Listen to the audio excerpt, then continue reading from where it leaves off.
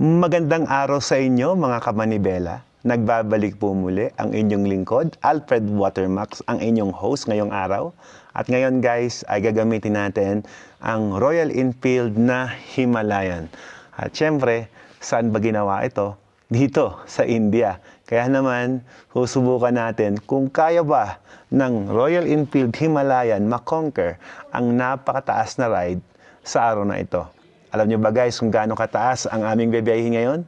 Ito lamang ay tumataginting ng 19,000 above sea level. At sa ngayon, kasalukuyan, ay meron na tayong 10,000 above sea level. Kaya naman medyo hinihinga lang inyong lingkod kasi medyo kapos talaga ngayon sa oxygen.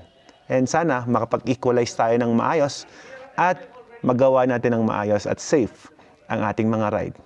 Palagi tandaan, this is Alfred Watermax, mata sa kalsada, kamay sa manibela.